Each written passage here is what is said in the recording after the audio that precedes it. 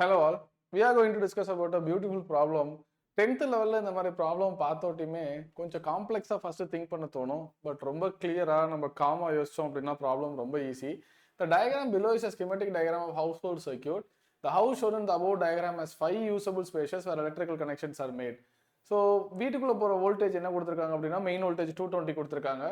From main அப்படிங்கிற வார்த்தை கொடுத்துருக்காங்க. Net current 22 ampere. So first question பாருங்க, what is the mode of connection to all the spaces in the house from the main. So வீட்டில் கொடுக்கறது barrel combination, சீரீஸில் கொடுக்க மாட்டோம். ரீசன் என்னன்னா, சீரீஸில் கொடுத்தோம்னா ஏதாவது ஒரு இடம் ஃபியூஸாக போனுச்சுனாலும் டோட்டல் வீடும் ஃபியூஸாக போயிடும். ஸோ இன் ஜென்ரல் மெயின் பாக்ஸில் அப்படி நடக்கலாம். நான் என்ன சொல்றேன்னா, இப்போ பெட்ரூமில் மட்டும் ட்ரிப் ஆயிடுச்சு அப்படின்னா மற்ற ரூம் அஃபெக்ட் ஆகாது. பட் சீரீஸில் கொடுத்தோம்னா டோட்டல் வீடும் நமக்கு அஃபெக்ட் ஆகிடும். இன்னொன்று பேரல் காம்பினேஷனில் தான் நமக்கு ரெசிஸ்டன்ஸ் கம்மி, சீரீஸில் ரெசிஸ்டன்ஸ் அதிகம். இந்த ரெண்டு இம்பார்ட்டன்ட் ரீசன் நமக்கு தெரிஞ்சிருக்கும். செகண்ட் திங் பாருங்க, the spaces 5 and 4 have the same resistance and the space 3 and 2 have respective resistance of 20 ohm and 30 ohm. So ரொம்ப கிளியராக இருக்கணும்.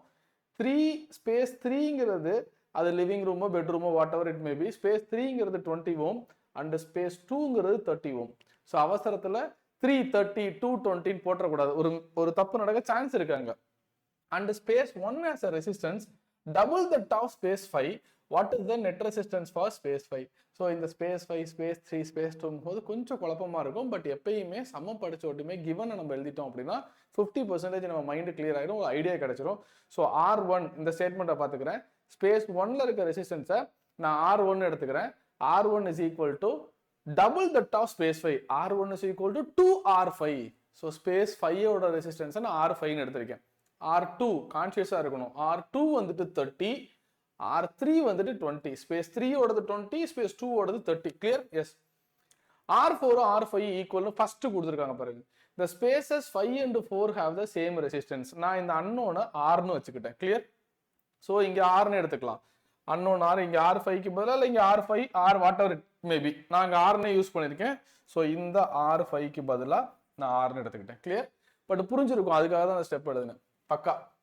V is equal to 220 voltage, I is equal to 22 ampere, R net is equal to 220 by 22 is equal to 10 ampere. Correct? Correct? Net current 10 ampere. Sorry. Net current இல்ல. Net resistance 10 ohm. Yes. 1 by RP parallel combination. First questionக்கு answer சொன்னாதான் second கொஸ்டினுக்கு அந்த idea வச்சு நம்மளால போக முடியும். ஓகேவா? இதுக்கு ஆன்சர் சொல்லியாச்சு. parallel. 1 by RP is equal to 1 by R1 plus R2 up to R5. So R net தான் நம்ம கண்டுபிடிச்சிட்டோமே 10. ஸோ கடைசி வரைக்கும் இந்த 10 நம்ம இங்கே ஏன் 1 by RPன்னு போறேன்னா, 10th ஸ்டூடெண்ட்ஸ் யூஸ்வலாக லாஸ்ட்ல ரெசிப்ரோக்கல் எடுக்க மறந்துடுவாங்க. ஸோ அப்படி மறக்காம இருக்கணும்னா நீங்கள் லெஃப்ட் சைடில் பேரலில் ரொம்ப கான்ஷியஸாக எழுதிட்டே வாங்க. அப்புறம் தான் லாஸ்ட் ஸ்டெப்பில் உங்களால் ரெசிப்ரோக்கல் எடுக்க முடியும். Clear? So 1 by RP 1 by 10 போட்டாச்சு. R1 என்ன? 2 times of 5, தட் இஸ் 5ங்கிறது R, 2R. R2 ஓடது 30, R3 ஓடது 20, R4R, R5R. இது ரெண்டு ஈக்குவல்னு சொல்லிட்டாங்க. ஸோ RR எடுத்துக்கிட்டேன். இந்த மாதிரி எல்சிஎம் வரும்போது கொஞ்சம் ஸ்மார்ட்டாக யோசிக்கணும். இந்த first 1 by R 1 by R 1 by Rல இருந்து 1 by R வெளியில காமனாக எடுத்துருங்க. அப்போ இந்த டேர்ம்ல 1 by 2 இருக்கும். 1 அதை நான் தனியாக எழுதியிருக்கேன். Plus 1 by 30 plus 1 by 20. இது எல்சிஎம் ரொம்ப ஈஸி இல்லை. இதுக்கு எல்சிஎம் எடுப்போம். 1 plus 2. வேரியபிள் வித் நம்பர் வரும்போது கொஞ்சம் குழப்பமா இருக்கும். அதனால வேரியபிளை தனியாக எடுத்துடலாம். அதுக்காக சொல்றேன். 1 plus 2 plus 2 by 2 5 by 2. இப்போ R உள்ள கொண்டு போனீங்கன்னா it will be easy. 5 by 2R. 1 by 30 plus 1 by 20 தனியாக எல்சிஎம் எடுத்திருக்கேன். 20 plus 30 50 கிராஸ் மல்டிப்ளை பண்ணியிருக்கேன். ஸோ கீழே உள்ளது 600. சைபர் கேன்சல். 5 60 12. ஸோ இங்கே 1 by 12. 5 by 2R plus 1 by 12. லெஃப்ட்ல 1 by 2. Single equation, single variable. I can find easily, right?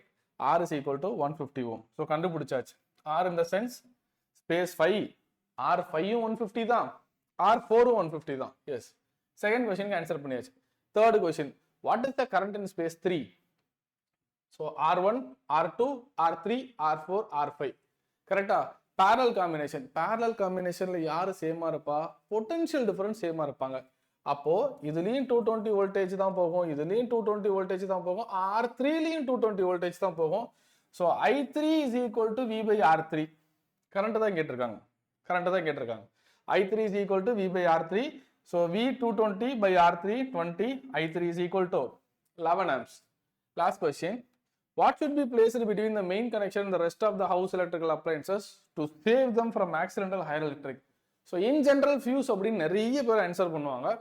But sometimes ஃபியூஸோட இன்னொரு திங்கும் key பாயிண்ட்ல இருந்து அப்படின்னா நம்ம சேஃபர் சைடில் அதையும் தான் நம்ம ஆன்சர் பண்ணணும். So this is the answer. Miniature circuit board இது உங்கள் வீட்டில் பார்த்துருப்பீங்க. ரொம்ப பழைய வீட்டில் இது இருக்காது. பட் இப்போ லாஸ்ட்டாக ஒரு 10-15 இயர்ஸ் ஈவன் 20 இயர்ஸில் கூட மினியேச்சர் சர்க்யூட் போர்டு இருக்கும்.